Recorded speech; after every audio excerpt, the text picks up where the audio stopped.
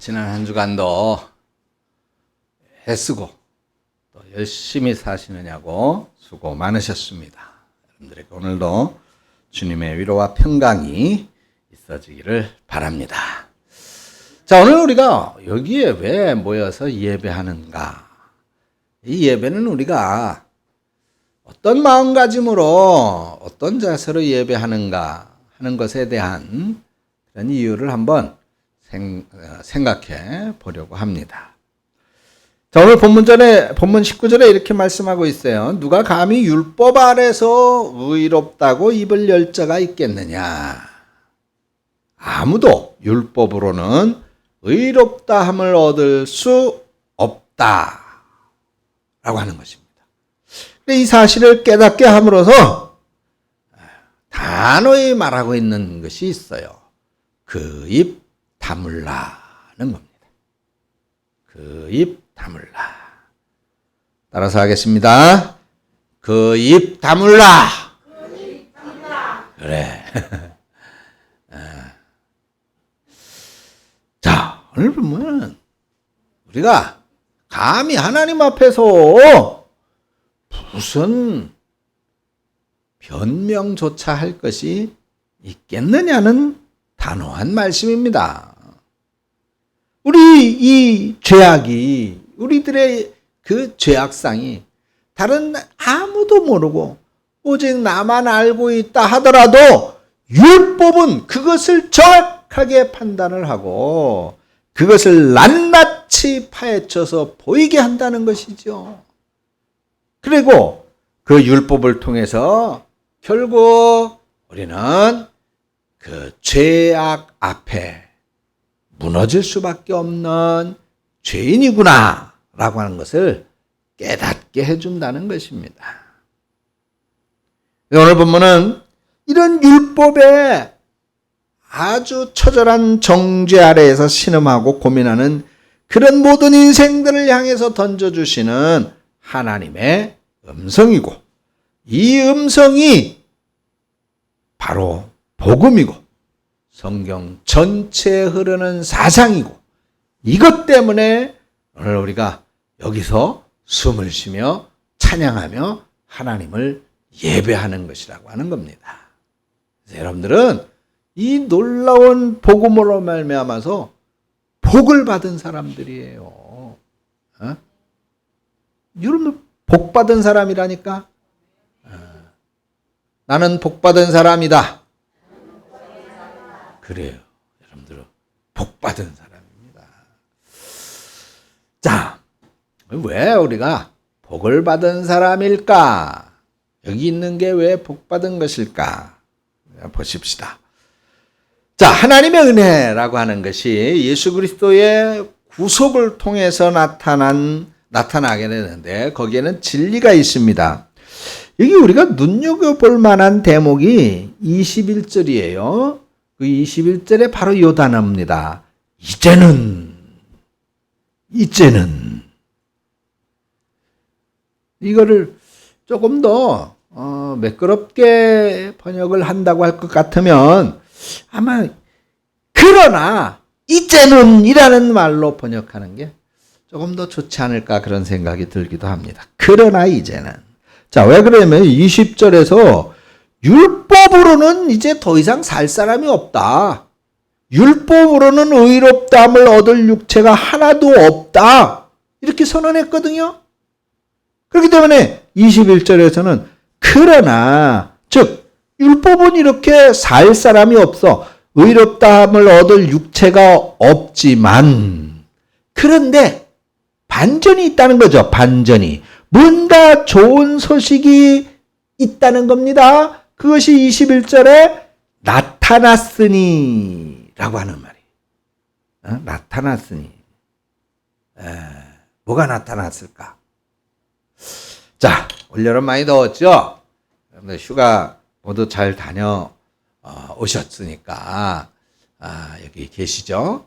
휴가철을 한번 생각해 보십시다. 휴가철을 맞이해서 해수욕장에 가가지고 수영을 이제 물놀이를 재밌게 그렇게 하고 있는데 보니까 저쪽에 어떤 사람이 빠진 거예요.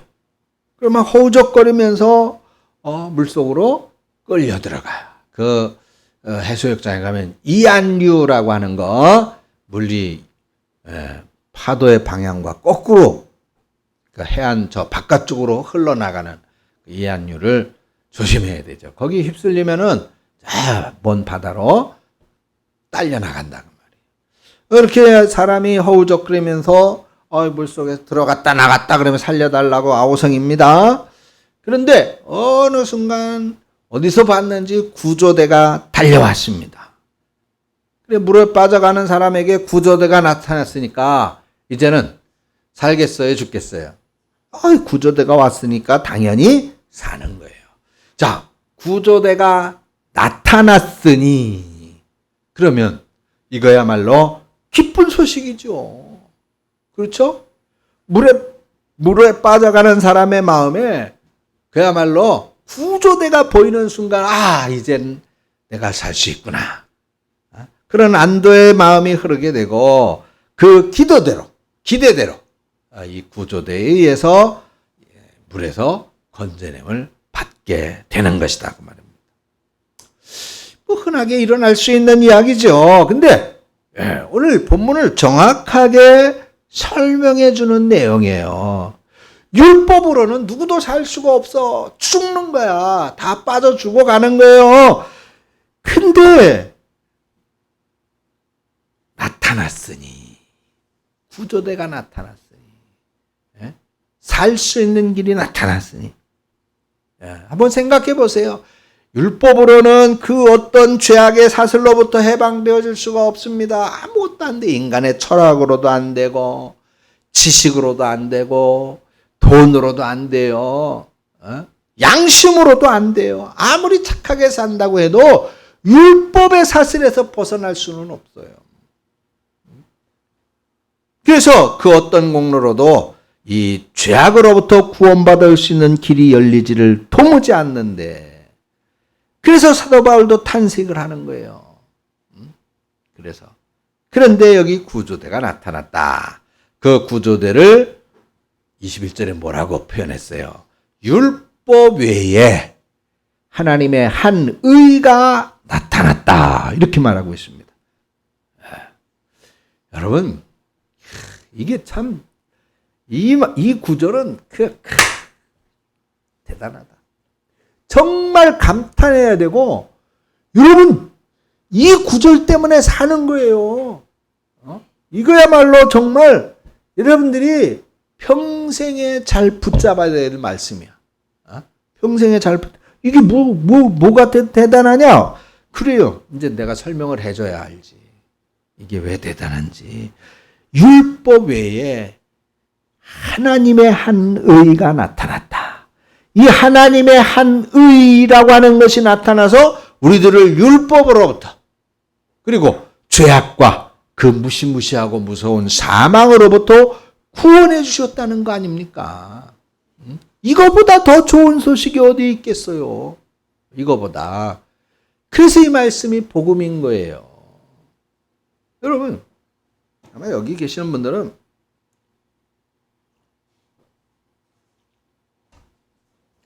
죽음이라고 하는 것에 의한 절망을 경험해 보신 분은 없을 거예요. 그렇죠? 그거는 인생이 마지막 진짜 죽음을 앞에 두고 단 한 번 겪어야 될 그런 경험, 그런 아픔이어야 되겠죠. 이게 그렇게 정말 이렇게 이 사망으로부터, 이 죄악과 사망으로부터 나를 해방시켰다. 나를 구원하셨다. 이게 사실 그렇게 피부로 와 닿지는 않아요. 그렇죠? 그거는 정말 이 죽음의 절망이라고 하는 그 순간까지, 그 막다른 순간까지 그 절망의 절벽 끄트머리에 서본 경험이 아닌 사람은, 그런 경험이 없는 사람은 아마 이게 그렇게 느껴지지 않을 것 같아요. 그래서 우리는 더더군다나 말씀을 붙잡아야 되는 거예요. 그냥 나는 이게 그렇게 느껴지지 않으니까 그래, 이 말씀을 붙잡고 이 말씀대로 믿고 우리가 이 말씀대로 살자. 이렇게 각오하고 결심을 해야죠. 그게 우리들의 믿음입니다. 자, 왜 이 말씀이 그렇게 중요하냐? 왜 이 말씀이 복음이고 믿음의 본질이냐? 이게 정말 우리가 두고 가슴에 새겨 증거해야 될 제목인데, 자, 하나님의 한 의가 나타났다 그랬습니다. 이거는 인간 스스로가 가질 수 있는 의가 아니라는 얘기죠. 하나님의 의라는 거예요. 인간에게서 나타날 수 없는 의라는 것입니다. 그 인간에게는 왜 의라고 하는 것이 없느냐? 죄악으로 인해서 죽었거든요. 하나님을 배신하고 떠났잖아요. 하나님과의 계약을 버렸잖아요. 그렇죠? 그러니까 하나님의 의를 받을 자격이 없는 거예요. 한순간이 아니라 영원히 하나님께서 베푸시는 의를 받을 자격이 인간에게는 타락으로 인해서 없어지게 된 것입니다. 그런데 뭐라고 아까 그랬어요? 이제는. 자, 그러나 이제는. 지금까지는 분명히 그랬는데, 그러나 이제는 희망의 문을 열어주는 거예요. 뭐라고 말하고 있습니까? 한 구조대가 나타났는데 바로 우리들을 죄악과 사망으로부터 건지기 위해서 예수 그리스도가 오셔서 우리를 대신해서 십자가에 죽으시고 3일 만에 부활하실 것이고, 그래서 구원의 은총을, 해방의 은총, 삶의 생명의 은총을 허락하실 것이다라고 하는 것입니다. 이 놀라운 사실을 사도 바울께서 23절, 24절에 말씀하고 있는 거예요. 자, 이 놀라운 소식을 한마디로 뭐라고 정의했습니까? 바로 은혜라고 하는 거예요. 하나님의 은혜라고 말합니다. 그러니 하나님의 은혜가 아니고서는 죄악과 사망 가운데에서 구원받을 길이 도무지 없는 거예요. 도무지 없는 거예요. 인간의 공로하고는 전혀 무관하게 베풀어 주시는 이 하나님의 은혜가 아니고서는 도저히 소망이 없는 것이죠. 이런 절대절명의 절망의 순간, 죄인 중에 괴수와 같은 그런 우리들을 위해서 하나님께서 구원의 문을 열어주셨다는 거예요. 할렐루야! 네. 이거는 아무런 자격이 없는데 그런 은혜를 열어주셨다는 겁니다. 그러니 여러분, 그런 하나님의 은혜에 대해서 우리가 뭘 어떻게 할 수 있겠습니까? 뭘 할 수 있겠어요? 우리가 할 수 있는 것은 아무것도 없어요. 오로지 그 살려주시는, 생명을 주시는, 회복하게 해주시는, 일어서게 해주시는, 더 나아가서 구원해 주시는 하나님의 은혜에 감사하고 감격해서 그 하나님 앞에 예배하는 것밖에 할 수 있는 길이 없는 것입니다. 그래서 우리가 드리는 예배는 이 구원에 대하여 감사하는 신앙 고백의 모습인 거예요. 믿습니까? 그러니 이 예배가 소홀할 수가 없죠. 이 시간에 하나님의 은혜에 대해서 오늘 본문이 우리들한테 강력하게 심어주고 있는 진리를 몇 가지 우리가 간단히 살펴보면서 이 감격스럽고 이 놀라운 은혜를 성도 여러분 가슴에 늘 새기고 삶으로 승리하시는 성도님들 되시기를 축원합니다. 먼저 하나님의 은혜는 공짜라는 거예요. 공짜다. 여러분 공짜 좋잖아. 그죠? 공짜 좋아. 거저 주는 거 좋죠. 하나님의 은혜는 거저 주는 것입니다. 오늘 24절에 분명히 말씀합니다. 그리스도 예수 안에 있는 구속으로 말미암아 하나님의 은혜로 값없이 의롭다 하심을 얻은 자가 되어졌다. 이게 마틴 로이드 존스 목사님이 이런 말을 했어요. 은혜라는 단어보다 더 놀라운 단어는 없다. 그것은 전혀 자격이 없는 사람에게 값없이 베푸는 호의 또는 친절을 말하는 것인데, 그냥 값없이 베푸는 선물이 아니라 정반대의 대접을 받아야 될 사람에게 값없이 베풀어 주시는 선물이고, 우리가 세상에서 소망이 없고 하나님도 없는 자일 때 바로 이런 선물이 우리에게 주어졌다 라고 말하고 있습니다. 이건 지옥 가야 마땅할 죄인들이 지옥에 가기는커녕 정반대의 은혜를 받았다. 그럼 어디를 갔다는 거예요? 천국에 간다는 것이죠. 천국.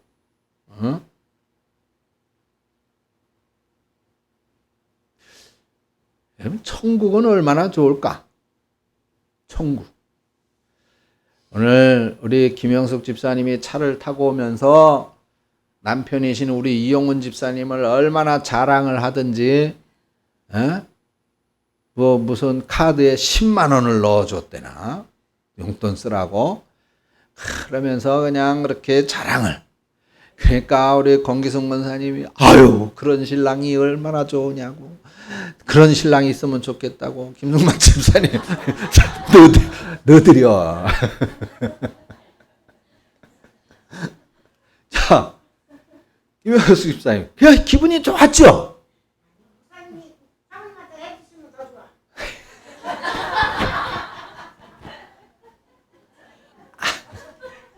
알았어.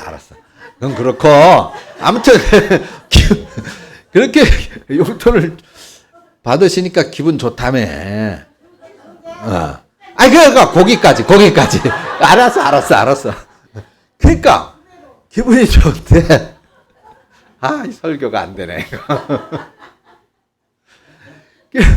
천국은 그렇게 기분 좋은 거에 1000배, 만배, 1000만배 셀 수 없이 더 좋은 곳이다 이 말이야. 그 말을 하고 싶은데 그렇게 그냥 자꾸 아무튼 그래요. 정반대의 사람에게조차 값없이 주시는 것이다. 그렇게 지옥으로 갈 수밖에 없는데 아주 형편없는 사지에까지 추락할 수밖에 없을 그때에 정반대의 희망, 정반대의 소망, 정반대의 삶, 정반대의 천국을 열어주셨다. 할렐루야. 네. 그래요. 그것이 은혜다라고 하는 거예요. 그것이 은혜. 그러니 당연히 감사가 저절로 나오죠. 얼마나 기뻤으면 차에 타자마자 그냥 저한테 이렇게 남편 이용훈 집사님 자랑을 하겠어요. 기쁘고 기분 좋다는 거죠. 그러니 우리도 마찬가지입니다. 이런 하나님의 은혜를 우리가 정령이 깨닫고 또한 믿는다면은 감사가 저절로 나오고 찬양이 저절로 나와야 될 줄로 믿습니다. 그런데 어때요? 부패하고 교만한 인간들은 이렇게 값없이 베풀어 주시는 은혜를 오히려 싫어하고 거부감을 느끼고 있습니다. 왜 그래요? 교만하기 때문이죠. 자존심 때문입니다. 그거 어떻게 거저로 받을 수 있겠어? 내가 뭔가 해야 되지 않을까? 그래야 속이 시원한 거예요. 뭔가. 하나님의 은혜, 하나님의 은총에 대하여, 구속의 은혜에 대하여 감사하다, 감사하지. 그래, 감사해. 그러면 나도 뭔가 해야 되지 않아? 그렇게 생각을 하는 거예요. 열심히 교회 오고 열심히 봉사하고 헌신하는 것이 그것으로부터 출발되어지는 경우가 많다는 것이죠. 근데 그렇게 되어지면은 점점 그게 부담스러워지게 돼요. 짐이 되고 힘들어지게 되는 거예요. 힘들어지게 돼요. 우리가 교회에 나오는 것이, 예배 드리는 것이, 교회 출석하는 것이 어떤 대가 때문에 내가 뭔가 좀 빛을 갚는 심정으로 그렇게 나와서는 절대로 안 됩니다. 아유, 내가 이만큼 했으니까 됐겠지. 이만큼 하면 충분한 거 아니야? 그런 교만함이 들어갈 때가 있어요. 그 모든 것들은 사탄의 해방이죠. 마귀의 해방입니다. 예배는 많고 적음이 없어요. 예배는 충분히 드렸다 이런 것이 없어요. 있을 수가 없어요. 예배는 늘 항상 최선을 다해서 드려야 되는 거예요. 무엇으로? 감사함으로, 감격함으로. 예배의 자리가 있다 그러면 쫓아가서 드려야 되는 거예요. 그게 정말 구원의 은혜를 맛본 사람의 모습이고 행동이지요. 뭔 일만 있으면 예배 참석하는 걸 가지고 목사하고 흥정하려고 그러지 마. 흥정하려고 하지 마세요. 뭔가 대가를 지불하듯이, 뭔가 신세를 갚듯이, 뭔가 내가 해야 된다는 그런 의무감 때문에 그렇게 하다 보면 그것은 구원의 감격으로 드리는 예배가 아니라 그것은 점점 짐이 되는 거예요. 그러다 보면 자연히 이런 사람들은 구원에 대하여 감사가 없고 당연히 겸손함이 없어지게 되는 것입니다. 뭔가 대가를 지불하려고 계속 노력하니까 피곤하기만 하고 힘들기만 해요. 기쁨이 없습니다. 교회 생활도 신앙생활도 그런 생각으로 하게 되니까 감격이 없는 거예요. 조금 잘하면 교만해지게 되고 좀 부족하면 스스로 시험에 빠지게 되고 우리의 구원은 절대로 그런 것이 아닙니다. 예배는 우리가 마땅히 드려야 할 감격에 대한 감사의 표현이다 라고 하는 걸 꼭 기억해 보시기를 축원합니다. 우리의 구원은 여러분 그 어떤 것하고도 바꿀 수 없는 감격스러운 것이고 신비로운 것이고 놀라운 것입니다. 우리가 이 신앙생활을 하는 것이 왜 재미가 없습니까? 이 신앙생활 하는 것이 취미생활 하는 것보다 재미없고 신앙생활 하는 것이 집에서 텔레비 풀어 보는 것보다 재미없다면 그건 문제가 있는 것이죠. 하나님의 구원의 감격으로 말미암아 그 감격이 뜨거운 감격으로 우리 가슴 속에 떨림이 있어야 돼요. 그래서 예배할 때마다 놀라운 감사로 하나님께 감격스러운 예배의 자리로 있어야 되고 그 감격스러운 예배의 모습으로 하나님께 영광을 돌려야 되는 것입니다. 그리고 또 한 가지의 모습은 뭔가 나의 공로를 가지고 하나님의 은혜에 도달하려고 하는 것입니다. 자신의 힘으로 뭔가를 계속 이루려고 하다 보니까 때로는 불안합니다. 때로는 자신만만하고 교만한 행동을 보이기도 하는 것이죠. 이 신앙생활이 피곤할 수밖에 없어요. 신앙생활이 신이 나고 재미가 있어야 되는데 주일날 교회 가는 발걸음이 신나고 감격스럽고 기뻐야 되는 감옥에 끌려가는 죄수처럼 터덜터덜 고개 푹 떨구고 어깨 축 늘어뜨리고 그러고 온다면 그게 무슨 신앙의 모습이에요? 그게 무슨 신앙생활입니까? 교회 생활입니까? 사랑하는 성도 여러분, 우리 성도 여러분들은 거저받은 이 구원의 감격스러움, 천국 가는 일이 확정되어진 이 감격과 기쁨으로 하나님 앞에 정령이 감동이 있는 감격스러운 모습으로 예배하는 그런 성도 여러분들이 되어지시기를 축원합니다. 이런 구원이 늘 저희 여러분들 앞에 있어야 돼요. 늘 하나님 앞에 정말 그렇잖아요. 늘 울어도 눈물로써 못 갚을 줄 알아. 몸밖에 드릴 것이 없어 이 몸을 바칩니다라고 항상 고백할 수 있는 우리 성도 여러분들이 되시기를 주의 이름으로 축원합니다. 두 번째로는 하나님의 은혜는 넘치는 은혜다라는 겁니다. 하나님의 은혜가 어디에서 절정을 이루었어요?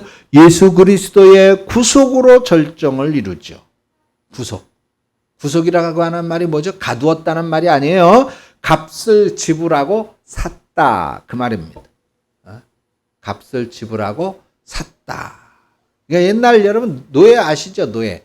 그러면 노예 시장에서 내가 어떤 노예를 지목을 하고 내가 돈을 줬어. 그리고 그 노예를 샀어. 요 산 것을 구속이라고 하는 거예요. 그 이제 누구 거예요? 내가 샀으니까 내게 되는 것이죠. 구속이라고 하는 말은 그런 것입니다. 그러므로 우리들은 하나님의 은혜가 값없이 주어졌다라고 해서 우리들을 하나님은 그러면 나를 공짜로 산 거야? 거저 사신 거야? 그렇게 생각해서는 안 됩니다. 하나님이 값없이 주어졌다라고 하는 것은 우리는 거저 받았지만 베풀어 주시는 하나님의 입장에서는 어마어마한 대가를 지불하고 우리를 사신 거예요. 예수님께서 창조자이신 하나님의 아들이신 예수님께서 친히 인간의 몸을 입고 낮고 천한 이 땅에 오셔서 우리가 마땅히 져야 될 십자가의 죽음을 대신 지시고 죽으셨다. 이거는 보통의 은혜가 아닙니다. 그야말로 차고 넘치는 은혜가 아니고서는 설명할 길이 없는 거예요. 사도 요한이 이렇게 설명했습니다. 요한 1서 14절에 사도 요한이 말씀이 육신이 되어 우리 가운데 거하심에 우리가 그의 영광을 보니 아버지의 독생자의 영광이요 은혜와 진리가 충만하더라. 요한복음 1장 14절. 그렇습니다. 이런 하나님의 은혜를 깨닫는 성도들은 신앙생활이 충만하지 않을 수 없는 거예요. 우리 하나님이 죄인들에게 차고 넘치는 은혜를 주셨다라고 하는 것을 생각하고 이제는 우리의 믿음도 넘쳐나고 우리의 봉사도 넘쳐나고 주님을 사랑하는 마음도 넘쳐나고 우리 성도들이 서로 사랑하는 그 마음이 넘쳐나게 되어야 될 줄로 믿습니다. 사랑하는 여러분, 하나님은 값없이 베풀어 주시는 은혜, 차고 넘치는 은혜를 받았는데 오늘 우리가 어떻게 반응해야 됩니까? 27절의 말씀을 보세요. 그런즉 자랑할 데가 어디뇨? 있을 수 없느니라. 무슨 법으로냐? 행위로냐? 아니라 오직 믿음의 법으로니라. 구원받은 사람은 절대로 자랑하거나 과시하지 않습니다. 오직 송구한 마음, 감사한 마음만 있을 뿐이에요. 뭘 주장하기보다는 묵묵히 순종하는 겸손만이 있습니다. 왜 그래요? 자신의 노력이나 자신의 선행으로는 구원받을 수 없다는 것, 자신의 노력이나 자신의 어떤 선행으로 구원받은 것이 아니라고 하는 것을 알기 때문입니다.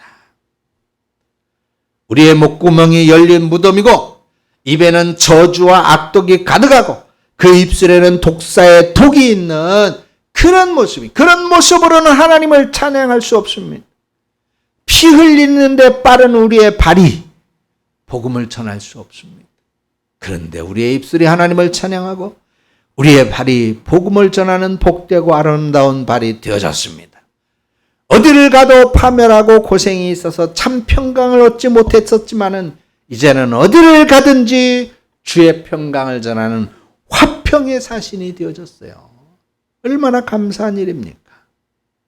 사랑하는 성도 여러분, 이것이 오늘 여러분들이 여기에 있는 이유인 거예요.